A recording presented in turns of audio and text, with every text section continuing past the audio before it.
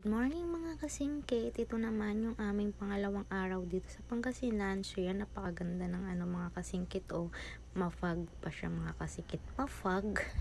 Ayan. And then si Baboy naman, nilabas siya si Thor para laro-laro. Tapos ito nga, ako na naghawak kay Thor. Nakagrip yung kamay mo, ha?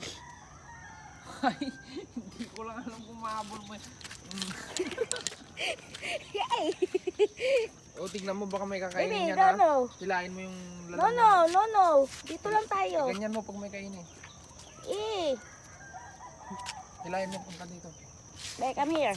Come here. Hindi naman nakabidya.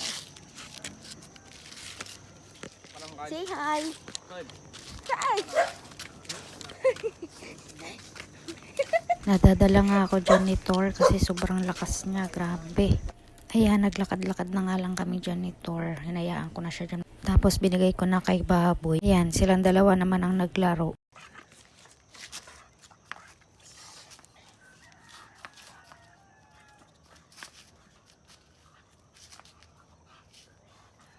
Tapos ito, bumiyahe kami ulit papunta sa akin. Isang pinsan naman sa Kabuluhan. So yan, bumiyahe kami sa pala kami niyan, dumaan sa tawag dito, shortcut. Yung shortcut na tinuro sa amin nila tito, yung tito ni Baboy, dyan kami dumaan. Alam niyo, first time ko dumaan dyan, napakaganda.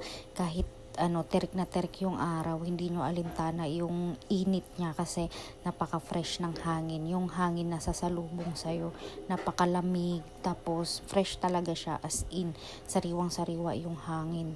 Ayan, napakagandang tanawin mga kasingkit. Ayan, kukunti lang yung mga bahay dyan, pero parang tingin ko masaya sila dyan kahit kukunti lang sila. So ayan yung Kabuluhan National High School. Nag-aral pala ako dyan ng high school. Then ayan, nandito na kami sa CB Mall kasi wala sa bahay nila si ate. Nandito siya sa shop niya sa CB Mall. Kaya dito kami pumunta ni Baboy. So ayan, naglalakad na kami papunta sa shop ng pinsan ko. And then ito na yung CB Mall pala itong mga kasingkit. So dyan, sumakay kami ng elevator. Ay, di pala, escalator pala yan mga kasingkit. Elevator. Ayan, tapos yan nga si Baboy, tamang kulit dyan. Hawakan ko daw siya kasi baka daw malaglag siya. O, di ba, natakot. Tapos yan, tamang kami dyan, picture sa may escalator. Then ito na yung aking pinsan na pinuntahan. Yan pala yung panganay, ate ko din. Ito yung pabangong pinigay niya. Then ito na yung CB Mall, lumabas na kami dyan. Yan lang, bye.